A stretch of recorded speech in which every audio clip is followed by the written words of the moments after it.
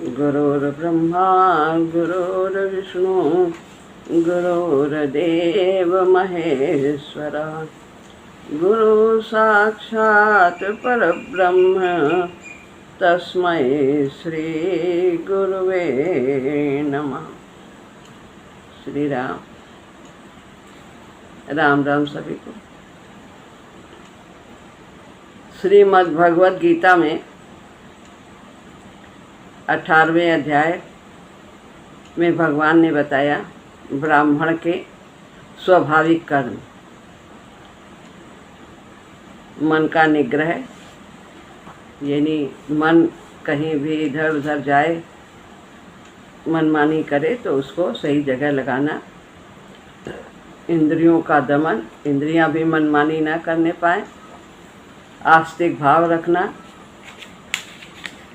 और तप, कर्तव्य कर्म करने में जो कठिनाई आती है उसको खुशी खुशी सहन करना, अनुकूलता प्रतिकूलता में सम रहना, क्षमा का भाव रखना और ज्ञान होना चाहिए वेद शास्त्र आदि का, यज्ञ आदि करने की विधि जानना और लोगों से करवाना, आस्तिक भाव रखना, भगवान के प्रति पूर्ण श्रद्धा रखना, ये सब ब्राह्मण के स्वाभाविक कर्म हैं। अब हम 18वें अध्याय के 43वें श्लोक को पढ़ते हैं, जो कि क्षत्रिय के स्वाभाविक कर्म हैं। इसके पहले ब्राह्मण के स्वाभाविक कर्म बताए। गुण कर्म के अनुसार, गुण के अनुसार जाति का विभाजन किया गया। गुण कर्म विभाग सा भगवान ने इस प्रकार से, जैसे गुण थे जिनके स्वाभाविक, उसी के अनुसार सभी के कर्मों का निर्धारण किया।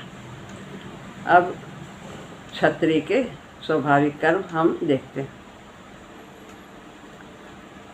शौर्यं तेजो धृतिर्दाक्ष्यं युद्धे चाप्य पलायनम दानमीश्वर भावश्च छात्रं कर्म स्वभावजम्।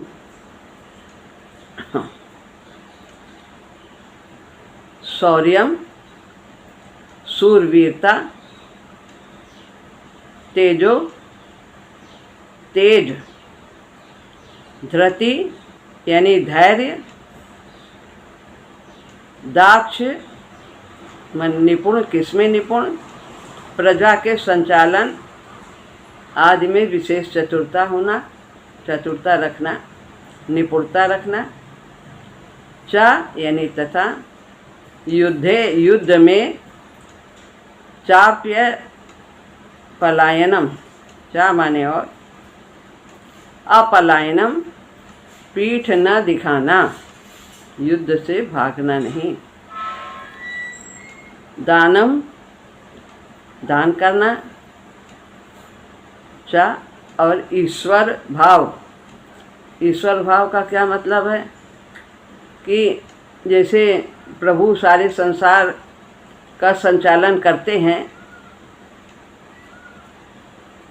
सभी पर शासन रखते हैं, सभी का नियंत्रण रखते हैं, ब्रह्मांड में सभी उनकी आज्ञा का पालन करते हैं, उनके नियंत्रण में रहते हैं। ऐसे ही क्षत्रिय में अपनी प्रजा के प्रति शासन का भाव होना चाहिए, यानी उन पर अंकुश रहना चाहिए, अनियंत्रित उन्हें नहीं होने देना चाहिए कि वो मनमानी करने लगें और उच्छृंखलता फैला दें। छात्रम यानी क्षत्रिय के स्वभावजम, ये स्वाभाविक कर्म हैं। बताते हैं, शूरवीरता, तेज, धैर्य, प्रजा के संचालन आदि में विशेष निपुणता तथा युद्ध में कभी पीठ न दिखाना, दान करना और शासन करने का भाव, ये सब के सब क्षत्रिय के स्वाभाविक कर्म हैं। तो अपने नियत कर्मों को सभी को करना चाहिए, जो जो निर्धारित कर्म है। यदि वंश परंपरा सही रहती है तो ये सभी गुण जाति के अनुसार सब में आते चले जाते हैं। शौर्यम यानी मन में अपने धर्म का पालन करने की तत्परता हो। धर्म में युद्ध प्राप्त होने पर युद्ध में चोट लग जाए, अंग कट जाए, मर जाने आदि का किंचित मात्र भय न हो। सूरवीर ऐसे भी देखे गए, सिर कट जाता है फिर भी जीवित अगर थोड़ी देर के लिए भी हैं तो भी वो हाथ में तलवार लेकर के युद्ध करते हैं, फिर भी वो कुछ देर तक इस तरह के कार्य करते हैं। अब धर्ममय युद्ध का क्या मतलब है? जैसे गीता में अर्जुन को धर्ममय युद्ध प्राप्त हुआ था, उन्होंने अपनी इच्छा से युद्ध स्थापित नहीं किया था, उन्हें दुर्योधन के कारण युद्ध करना पड़ा। अन्याय को वो नहीं सहन कर सकते क्षत्रिय लोग, तो धर्म की स्थापना के लिए उन्हें यह युद्ध प्राप्त हुआ था, उन्होंने इसको स्वीकार, स्वयं नहीं अपनी ओर से युद्ध थोपा था। तो यह बताया है कि अपना युद्ध करने का विचार न हो, कोई स्वार्थ भी न हो, और परिस्थिति बस यदि केवल कर्तव्य रूप से प्राप्त हुआ है युद्ध, तो वह युद्ध धर्म युद्ध कहा जाता है। तो इस प्रकार शौर्य, इसको शौर्य कहते हैं। क्षत्रिय लोग इससे इस प्रकार भयभीत नहीं होते हैं, प्राणों के प्रति उन्हें इतना अपने लिए मोह नहीं होता है। इस प्रकार का युद्ध प्राप्त होने पर वे बहुत वीरता से अपने कर्तव्य का पालन करते हैं। तेज, अब आया तेज होता है। तेज किसको कहते हैं? श्रेष्ठ पुरुषों की उस वृत्ति का नाम तेज है जिससे सामान्य व्यक्ति दुराचरण को छोड़कर उनके बताए हुए रास्ते पर स्वाभाविक रूप से चलने लगते हैं, उसे तेज कहते हैं। जो दुराचारी हैं वे भी उनके श्रेष्ठ आचरण को देख करके वो उस आचरण को अपना लेते हैं, उस अच्छे आचरण द्वारा वे अपने जीवन को बदल लेते हैं। तो तेज उस वृत्ति का नाम है। स्वाभाविक रूप से जो बुरी आदतों के शिकार हैं, दुर्व्यवहार करते हैं, वे अच्छे रास्ते पर उन श्रेष्ठ पुरुषों के तेज के द्वारा, प्रभाव के द्वारा वो स्वतः ही उस पर चलने लगते हैं। तो तेज, ऐसा क्षत्रियों में ऐसा तेज होता है, ऐसा उनका स्वाभाविक लक्षण। धृति यानी धैर्य, विपरीत से विपरीत परिस्थिति आ जाने पर भी वे धैर्य नहीं खोते हैं और अपनी मर्यादा में रहते हैं, अनुचित व्यवहार नहीं करते हैं, गलत रास्ता नहीं अपनाते हैं। शत्रुओं के द्वारा धर्म तथा नीति के विरुद्ध अनुचित व्यवहार से सताए जाने पर भी वे अपनी नीति को नहीं छोड़ते हैं, मर्यादा को नहीं छोड़ते हैं। जैसा कि युधिष्ठिर उदाहरण है, कौरव और युधिष्ठिर के बीच कितने अत्याचार कौरवों ने किए, लेकिन युधिष्ठिर ने अपने धर्म का त्याग नहीं किया। दाक्ष्यम यानी कि प्रजा पर शासन करने की और प्रजा को यथा योग्य व्यवस्थित रखने की, उसका संचालन करने की विशेष योग्यता का नाम दाक्ष्य है। कि प्रजा का भली भांति संचालन कर सके, उन्हें सभी वस्तुओं की प्राप्ति करा सके, उन्हें सुख सुविधा प्रदान कर सके। इस तरह वह दाक्षिता क्षत्रियों में यह स्वाभाविक लक्षण। युद्धे चाप्य पलायनम और कभी भी युद्ध से भागते नहीं हैं, पीठ नहीं दिखाते हैं। ये क्षत्रियों का स्वाभाविक लक्षण है। दानम और बात बताई कि क्षत्रिय लोग दान करते हैं तो देने में कमी नहीं रखते, कभी भी कम की और थोड़ा कम दे दे बच जाएगा। जबकि जो वैश्य हैं वो भी दान करते हैं, लेकिन वो सोचते हैं कि अगर थोड़े से काम चल जाए तो ज़्यादा ना देना पड़े तो वही अच्छा है। लेकिन जो क्षत्रिय का स्वभाव है वो मांगने वाले से उसके बिना मांगने के पहले बिना मांगे ही उसको दे देते हैं जो वस्तु की ज़रूरत होती है। तो इस प्रकार क्षत्रिय लोग दान करते हैं, उनका ऐसा स्वभाव होता है। यदि वैश्य में इस प्रकार द्रव्य का लोभ होता है, धन का, तो वो धर्म पालन करने में बाधा आ जाती है, फिर जितना करना चाहिए उतना नहीं कर पाते धन का लोभ होने के कारण। लेकिन क्षत्रियों में यह लोभ नहीं होता। अब है ईश्वर भाव कि जैसे प्रभु बताया कि वो संचालन करते हैं पूरे संसार का, सभी उनके नियंत्रण में रहते हैं, देवी देवता मनुष्य पशु पक्षी सब उनकी आज्ञा में रहते हैं, उनके आज्ञा के विरुद्ध कोई चल ही नहीं सकता। ऐसे ही क्षत्रियों का यह स्वभाव होता है कि अपनी प्रजा को नियंत्रित रखते हैं, सतमार्ग पर चलने के लिए ही उत्साहित करते हैं। इस प्रकार उनके अंदर ईश्वरत्व का भाव यानी शासन करने का भाव रहता है। अपने शासन द्वारा सबको अपनी अपनी मर्यादा के अनुसार चलाने का भाव रहता है। जो जिसके कर्तव्य हैं उसको वह कर्तव्य करना ही होता है और वो स्वाभाविक रूप से करते हैं।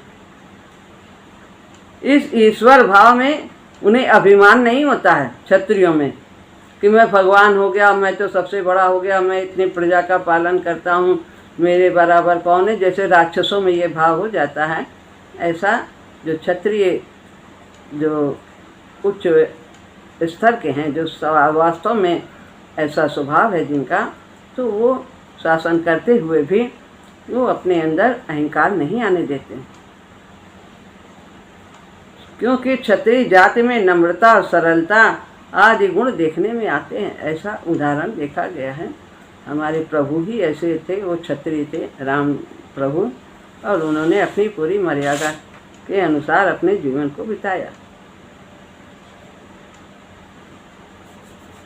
इसी प्रकार युधिष्ठिर का भी उदाहरण है। आगे जो है द्वापर युग में उन्होंने भी अपनी मर्यादा में ही कार्य किया। कितने भी कष्ट आए, कितना भी जीवन में उतार चढ़ाव हुआ, लेकिन उन्होंने कभी भी गलत रास्ता नहीं अपनाया। छात्र कर्म स्वभावजम, ये सब जो हैं, जो मात्र प्रजा को की दुखों से रक्षा करें, उसी को क्षत्रिय कहते हैं। क्षत्रिय छह नाश करे, त्रय का नाश करे, जो भय का नाश करे, प्रजा के भय का नाश करे, वो क्षत्रिय है। तो वो अपने प्रजा की सभी प्रकार के भयों से रक्षा करते हैं, देखभाल करते हैं, सब प्रकार की सुव्यवस्था रखते हैं, खान पान आदि हर चीज़ का उन्हें ध्यान रहता है और प्रजा को अधिक से अधिक सुख पहुंचाने का प्रयत्न करते हैं। तो ये सब क्षत्रिय के धर्म हैं। क्षत्रिय राजपूत बड़े ही शूर और तेजस्वी होते हैं, परंतु ईर्षा दोष होने के कारण जिस राजा का राज्य हुआ, उसने अपने अधीन रहने वाले राजपूतों का उत्साह कम करने की चेष्टा की। क्या हुआ अपने यहाँ भारत में? सब राजा लोग एक दूसरे को छोटा करने के लिए और उनसे द्वेष करने लगे, और जो राजा प्रबल होता था वो राज्य छीन लेता था उनका। इस प्रकार ईर्षा के कारण उनमें आपसी फूट हुई और जो फिर विदेशी आए उन्होंने भारत पे अपना अधिकार कर लिया। तो ये द्वेष उनमें आ जाता था। ये दोष था कि वे ईर्षा करते हैं और अपने को और बड़ा बनाने के कारण इस प्रकार का भारत में शासन विदेशियों का हो गया। तो यह दोष हो जाता है। अब भगवान बताते हैं वैश्य और शूद्र के स्वाभाविक कर्म। श्लोक है 44वां।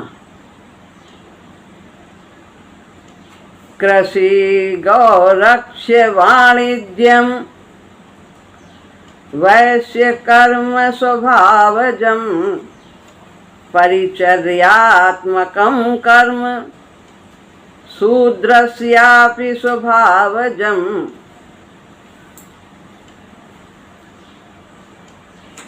कृषि 3 बातें हैं, कृषि, गौरक्षम और वाणिज्यम। खेती करना, कृषि, गौरक्षम, गौ की रक्षा करना, पालन करना, और वाणिज्य यानी व्यापार करना। ये वैश्य कर्म स्वभावजम, वैश्य के स्वाभाविक कर्म हैं।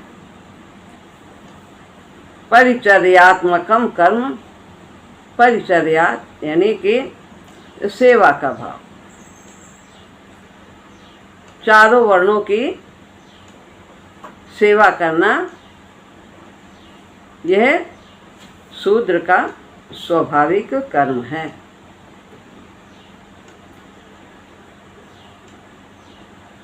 कृषि गौरक्षम वाणिज्यम वैश्य कर्म स्वभावजम। खेती करना, गायों की रक्षा करना, उनकी वंश वृद्धि और शुद्ध व्यापार करना, ये कर्म वैश्य में स्वाभाविक शुद्ध व्यापार होना चाहिए। जितना मुनाफा लेना चाहिए उतना ही लेना चाहिए। जो ज़्यादा लेने लगता है तो वो फिर अपने धर्म से च्युत हो जाता है। जितना जीविका के लिए जितना परसेंट चाहिए उतना ही लेना चाहिए, और उसमें घटतौली करना, मिलावट करना, ये सब गलत कार्य हो जाते हैं। गौ रक्षा के लिए बताया है कि गौ बहुत उत्तम पशु है, इससे अनेकों लाभ हैं। इसका मल मूत्र भी कितनी दवाइयों के काम आता है, और इसके पहले गांव में इससे गोबर से लिपाई वगैरह होती थी तो अनेक बीमारियां, हैजा, प्लेग, ये सब नहीं होता था। तो ये गाय का दूध भी सभी पशुओं से उत्तम माना जाता है। तो गौ रक्षा, गौ पालन करने से जो घर में वैश्यों का कर्तव्य है कि गाय को पाले और फिर उनसे उनकी वृद्धि होती है, तो उस पर भी ध्यान दें। तो इस प्रकार गोधन खत्म नहीं होगा, गोधन बढ़ता ही जाएगा। और कृषि करना, कृषि तो भारत कृषि प्रधान देश ही कहा गया है। अनाज नहीं होगा तो फिर सभी का पेट कैसे चलेगा, भरेगा, सभी जीवित कैसे रहेंगे। तो इसलिए वैश्यों का कर्तव्य है कि वो खेती करें, किसान कृषि करें और गो पालन तथा व्यापार करें। जो कुछ अनाज वगैरह उत्पन्न होता है वो सभी जगह जहाँ नहीं है वहाँ पर उसको पहुँचाएं। जिस जगह जो चीज़ ज़्यादा है, जहाँ पर दूसरी जगह नहीं है, वहाँ से वहाँ उसको पहुँचाएं।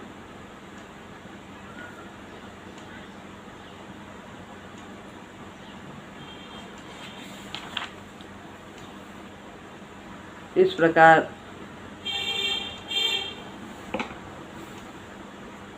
संपूर्ण धार्मिक कार्यों में गाय की मुख्यता है। ये सब जितना भी है उनका दूध, घी, गोबर आदि सबका विशेष उसमें प्रयोग होता है। देखिए कोई भी अनुष्ठान करें, दूध भी चाहिए, घी भी चाहिए, गोबर भी चाहिए उनका। तो इन सब का यह गाय का जो कुछ भी है ये सब हमसे हमें प्राप्त होता है। ये सब पूजा आदि में भी इनका उपयोग होता है। निष्काम भाव से गाय की सेवा करने से मुक्ति होती है। गाय की सेवा करने मात्र से अंतःकरण निर्मल होता है, ऐसा इसमें बताया गया है। और परिचर्यात्मकम कर्म शूद्रस्यापि स्वभावजम। अब बताया है कृषि के ये सब इनके वैश्यों के कार्य के बाद, उनके स्वाभाविक कर्म के बाद अब भगवान शूद्र के कार्य बता रहे हैं, क्योंकि शूद्र में विशेष विवेक नहीं होता, इसलिए वो सब कार्य, ब्राह्मण के कार्य, क्षत्रिय के कार्य, वैश्य के कार्य वो नहीं कर पाते उचित प्रकार से। तो उनका किस प्रकार से कल्याण हो, तो उनके लिए उनके अंदर सेवा करने का भाव प्रधान होता है। इसलिए भगवान ने उन्हें सबकी सेवा के लिए नियुक्त किया है कि तुम चारों वर्णों की सेवा करो, इसी से तुम्हारा कल्याण हो जाएगा। तो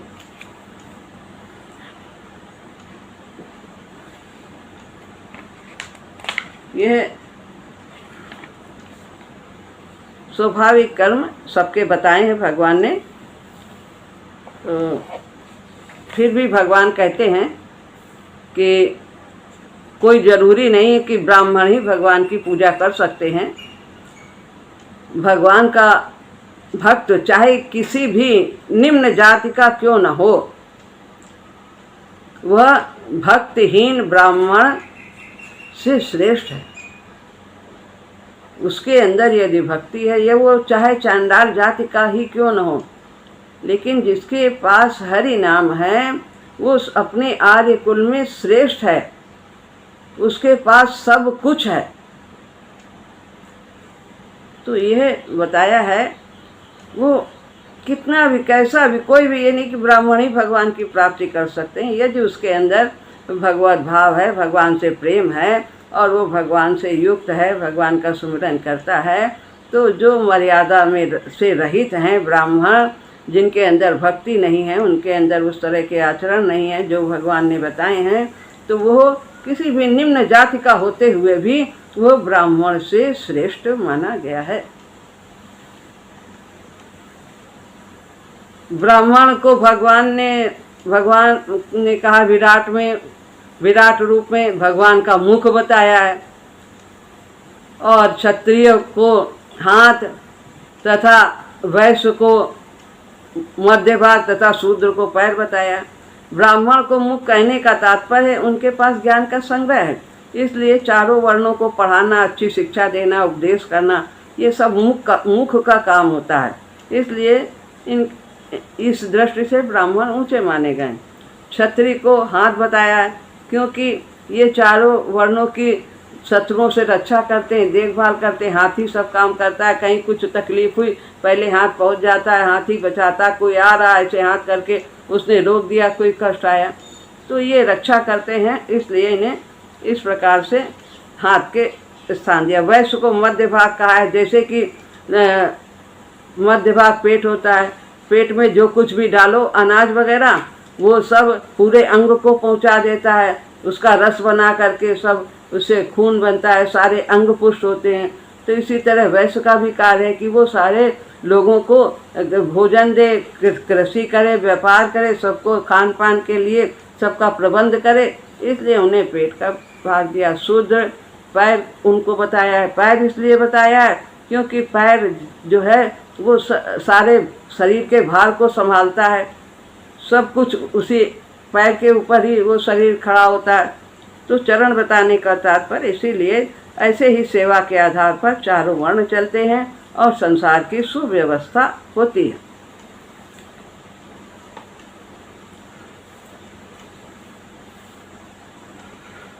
अब बताते हैं भगवान कि यदि हम देखें तो फिर भी ये जो स्वाभाविक कर्म है, जाति मर्यादा से लोग अपने अलग अलग जाति में शादी कर लेते हैं, फिर भी हम समुदाय की दृष्टि से देखें, व्यक्तिगत दृष्टि से ना देखें कि एक व्यक्ति को देख लिया, चार व्यक्ति को देख लिया, लेकिन फिर भी जो सामूहिक रूप से हम देखते हैं तो जो जो गुण भगवान ने जिसमें बताए हैं, ब्राह्मण में, क्षत्रिय में, वैश्य में, शूद्र में, वो सब गुण सामुदायिक रूप से अधिकतर वे गुण आज भी उनमें पाए जाते हैं। और अपवाद तो हम नहीं कर सकते हैं कि ये ऐसा हमने देखा वैसा, लेकिन ज़्यादातर जो सामूहिक रूप से हम देखते हैं तो जो गुण बताए हैं भगवान ने वर्ण के अनुसार, वे सब गुण स्वाभाविक रूप से उनमें आज भी पाए जाते हैं। तो ये इस प्रकार से यहाँ पर बताया है कि हमें जाति के लिए ये नहीं सोचना है कि हम जाति के नीचे जात के हैं, कैसे हैं, हम भजन नहीं कर सकते हैं। कोई भी प्राणी स्वतंत्र है, भगवान का भजन करने के लिए वो योग्य है, उसमें योग्यता है, उसमें सामर्थ्य है, उसमें अधिकार है उसे, और वो स्वतंत्र है। कोई भी प्राणी है वो इसी बंधन में नहीं बंधा है कि उसे यही करना है। यदि उसमें भगवान के प्रति भक्ति भाव है तो वह स्वतंत्र है इस प्रकार के प्रभु का भजन करने के लिए। उसके कोई बाधा नहीं आएगी, किसी और को ज़रूरत, किसी के उसके सहयोग की ज़रूरत नहीं है भगवान को पाने के लिए। वो स्वतंत्र है और वो सामर्थ्य भी है, इसमें वो समर्थ है, वो कर सकता है। ऐसी नहीं बात है कि उसके अंदर बल की कमी है, उसके अंदर बुद्धि की कमी है तो वो नहीं कर सकता। नहीं, बल बुद्धि की आवश्यकता नहीं है भगवान को पाने के लिए। निर्बल व्यक्ति भी भगवान का सुमिरन करके भगवान को पा सकता है। और योग्यता की भी कोई ज़रूरत नहीं कि वेद शास्त्र पढ़े, सब शास्त्रों का अध्ययन हो, सब कुछ हो, ज्ञान हो, तब फिर वो भगवान को पाएगा। ऐसी बात नहीं, योग्यता की कोई आवश्यकता नहीं। अनपढ़ व्यक्ति भगवान को पा सकता है। अनेक उदाहरण हैं, सबरी हैं। देखिए मुख्य रूप से कितनी बड़ी भगवान की भक्त, छोटा बच्चा ध्रुव ने भगवान को पा लिया। तो उम्र का भी कोई वो नहीं, भाव होना है तो योग्यता है। और अधिकार भी सबको है, ये नहीं कि ब्राह्मण ही पा सकते हैं, उच्च कुल का ही व्यक्ति है वही भगवान को पा सकता है। हरि को भजे सो हरि का होय, जाति पात पूछे नहीं कोई, और हरि को भजे तो हरि का होय। हरि का भजन जो जिसने किया है प्रेम पूर्वक, पावन प्रेम से, कहीं कोई मांग नहीं, निष्काम भाव से किया है, तो वह निश्चित रूप से परमात्मा की प्राप्ति कर लेगा। हमें गुरु जी के बताए हुए रास्ते पर चलते हुए अपने साधन को करते जाना चाहिए और गुरु की बातों में पूर्ण विश्वास रखना चाहिए। ये नहीं सोचना है कि ये छोटा साधन है, राम राम राम राम करने से क्या होगा, और इससे इतना, हम तो इतना कुछ यज्ञ दान और क्या क्या कितना कुछ करते आए, तीर्थ करना, गंगा रोज नहाना, इतना सब छोड़ दें, खाली राम राम सब करते रहें। गुरु जी ऐसा कहते, कोई आवश्यक नहीं कि इसको करना है। यदि हमारे पास बल नहीं है, धन नहीं है, तो आप केवल राम राम राम राम जपने से ही भगवान को पा सकते हैं। तो इतना सरल साधन है, निष्काम भाव से अपने कर्तव्य का पालन करना जहाँ है, और उसी को अपने प्रभु के लिए करना है, भगवत भाव रखना है। बस इतने से ही हमारा कल्याण हो जाएगा। जब से जगें, नित हमेशा उठें और उसके बाद सोने तक हम प्रभु से जुड़े रहें, और दुख आए चाहे सुख आए, हम प्रभु की कृपा को ही अनुभव करें। अनन्य चेता सततम यो माम स्मृति नित्य सह तस्याहम सुलभा पार्थ नित्य युक्त से योगिना। तो नित्य सुबह से शाम तक प्रभु का सुमिरन करें काम करते हुए, और दुख सुख अनुकूलता प्रतिकूलता कुछ भी आए, उनकी कृपा का भरोसा ना छोड़ें। वो सदा हमें आगे बढ़ा रहे हैं, हमें सदा प्यार करते हैं, बहुत प्यार करते हैं, ऐसा विश्वास रखना चाहिए। तो इस प्रकार यह आज यहाँ पर सभी वर्ण के कर्मों के बारे में भगवान ने बता दिया है, और हमें जो भी जहाँ भी हैं अपने कर्तव्य का पालन करें, बस इतना ही हमें करना है। राम राम।